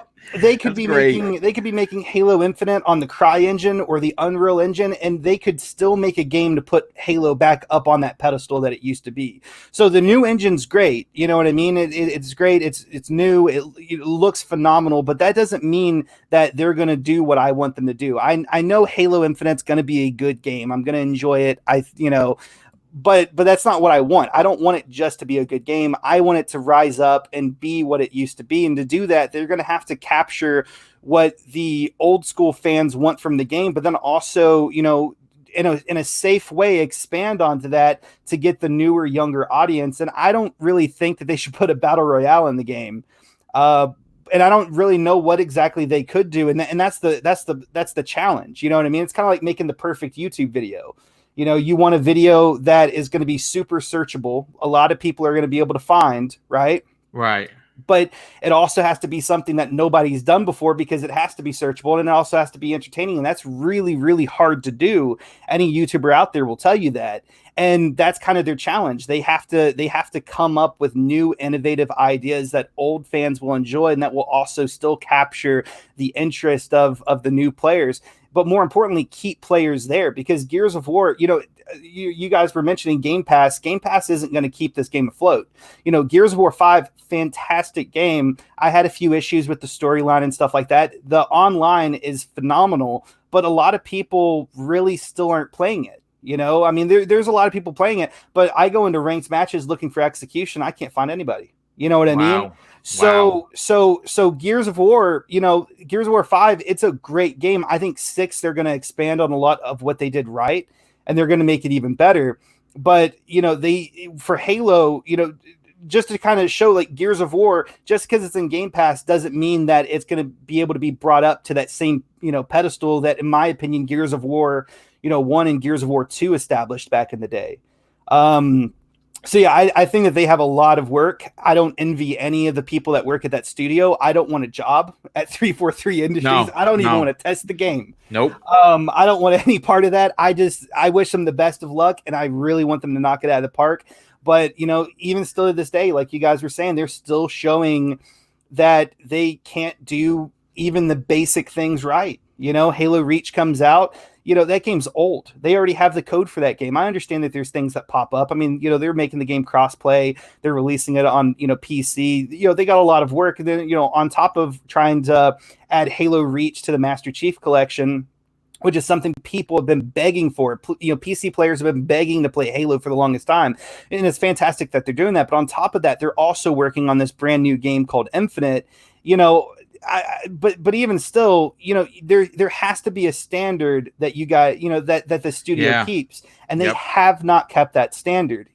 In my opinion, Halo 4 was not at the same standard as the previous Halo games. Halo 5 definitely wasn't. The Master Chief Collection, whenever that launched, that was a nightmare, and it's looking like Halo Reach is not doing too good on its launch as well. So I think that this studio really needs to buckle down and make Halo great again, if you will. I mean, listen, there is definitely room for concern. I mean, listen, I saw a lot of people in the chat talking about it. Chief Nagel talked about it. Slow-Mo's been talking about Lansville. Paul has been going back and forth with it. And I agree with it. If you take Halo 4's story, you merge it with Halo 5's multiplayer, if they could deliver those two positive aspects of those two games, along with the Slipspace engine and a new way to enjoy Halo by being able to interact with the wildlife, interact with NPCs, go off into locations that are not necessarily where the main mission is going. Very similar to Gears 5. I don't necessarily know if they're gonna go the route of an RPG type of mechanic, a light RPG, or what the scenario is going to be. But the game has to evolve. It has to be better than the standard Halo corridor shooter that we have played for years. And I'm going to be honest with you. We're not going to get too deep into it because I'm going to write an original topic for next week's show regarding how much faith the community has in 343. And is this their last straw if they fail? Because if they fail now, oh my God, I don't even know what I'm going to be able to say other than I'm going to be heartbroken that they have this will be now the Master Chief Collection. You can say what you want, but if you want to talk about original pieces of work, Halo 4 was good. A lot of people loved that game. I quite enjoyed it, to be honest with you. I had a tremendous distaste for Halo 5. The multiplayer was great, sure. But listen, it's Basement Radio Arcade Podcast. Enrique drops a $2 super chat, and he says something that's pretty interesting. Is 343 just a cover band to Bungie? Man, that's a great question, dude. I honestly don't know, but if they fail on their third attempt, it is not going to look good for the company. It is not going to look good for Master Chief, and it's certainly not going to look good for Xbox, considering that this is going to be a launch title for the Xbox Scarlet. But we are closing in on 2 hours, and I got to say, this was an amazing show, though I do have to, once again, apologize for my F-bomb rant. I do feel terrible about that because I try to run a PG-13 type of scenario and show. I don't like to stop the show for some jackass's opinion, because it's just like that. My dad used to tell me when we were kids, opinions are like a-holes, son. Everyone has one, right? Mm-hmm. And he's entitled to his. But I will not take. What I refuse to take is I don't tout what I do behind the scenes because it's not necessary. You come to these shows. You enjoy these shows. These shows are usually packed with a lot of information, and I pull a lot of time away from my family to make sure that these shows are good. And to be called out live on the air by someone who does not have their own podcast, who has never been a content creator, there are some things that I'm going to take lying down. There's some things I'm going to get up and punch you in the face. And though I think I might have handled it incorrectly with the F-bomb rant, but I had to say that because I don't mind being challenged, but I will not be insulted on my own program. But with that said, this has been an amazing show. I want to thank the near 140 people that tuned in for today's impromptu, if you will, Xbox Factor podcast due to my wife having to go back to the doctor tomorrow for a follow-up. And I want to thank, of course, Zemi Games for being here. Thank goodness he got his mic situated. I'm very happy about that because I love having you on the show. And of course, Gaming Forte, truly enjoy working with you. So let's get into the outros. And of course, we'll start with our very first special guest, and that's Gaming Forte. Dude, listen, I've said it once before and I'll say it again, and I'm not ashamed to keep saying it. I love your work in the community. I think that you are an absolute asset to this community in what you do on a daily basis. But I think your YouTube channel needs more subscribers. And I love the work that you do on both the Basement Radio Arcade podcast as well as Luca's Scumcast that's done on a weekly basis. Please tell everyone where they can follow you on Twitter, but more importantly, check you out on your own podcast. I mean, your own channel, but on the other podcasts that you're on. Hey man, you know what? That own podcast, that slow mo versus Gaming Forte versus slow. Might be. I'm still thinking of a name. I do love tuning in to hear you guys go at it. That's really a lot of fun. Me and Slow Mo, we gotta do something, man. People be asking me, like, man, will y'all do something on your own? I'm like, man, we do enough of that on Brap. I don't know if we can deal with each other past one episode a week, but I love that, man. But no, man, I really appreciate it, man. It's Gaming Forte on YouTube and on Twitter.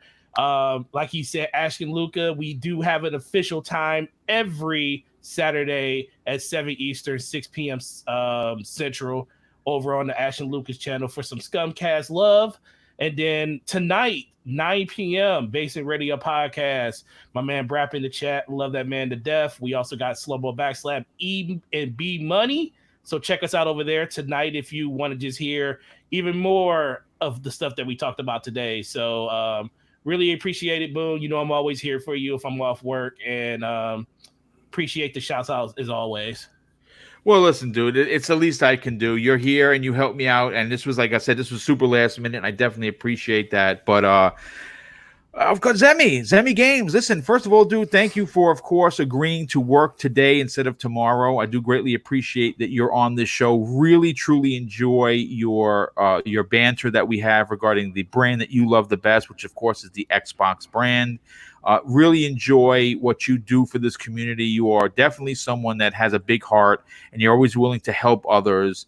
And you have an incredible YouTube channel that you do a lot of work on. Please tell everyone where they can follow you on Twitter, but more importantly, check out your work. Thank you so much, Boom. I'm just super happy I was able to get those technical issues solved by switching over to Firefox, because I really wanted to hop in this show, and it was a fantastic show. So I'm super happy I was able to show up for it. If you guys enjoy my opinions, or even if you didn't, definitely check me out on Twitter. It's at Zimmy Games. My DMs are always open, so feel free to message me if you heard something in the show that you liked, or if you didn't like. Throw me a message and we'll talk about it or anything like that. I always love talking to community members and all that. I also have a YouTube channel. It's called Zimmy Games as well. I do a bunch of Xbox content, game reviews, Xbox news, even a bunch of tutorials. So definitely check that out if you want to. So thank you guys so much. Well, again, it's great to have you here each and every week. Love that you are so interested in being a part of this show because you're such an Xbox fan. And of course, before we get on out of here, I just want to thank everybody in the chat for their outstanding and very generous support through Super Chat. Of course, before we get, and one other last thing I'd like to add is that I do have channel membership, and we do have a ton of people that I have to give a public shout out for real quick. Star Hunter, Chaos Theory, Matt Burns, Philly Eagle, Lethal Pop-Up, Masshole 1977, Aiden Williams, Jay Zayas, JD Gamer, Infinite AA, Scrub Nurse, Moonwalker 925, Josette Rivera, of course, Mrs. Boomstick, J-Force Gaming, Tempest Sun, Gamer by Choice, Thaneros, Sleepy Goblin, Heated Heavy, and Deadly Chaos. Thank you for being channel members and supporting us. And we do, Mrs. Boomstick and I, have something really, really cool planned for the Christmas holiday in a way that we're going to give back a ton during one of our shows. Towards the end of the month. I'll be making a public announcement about that very, very soon. But thanks, everyone, for being here. Please be nice with one another. Treat others how you want to be treated. And you know what? At the end of the day, just enjoy gaming, regardless of what console you play on. Have a great day, everyone, and thanks for being here.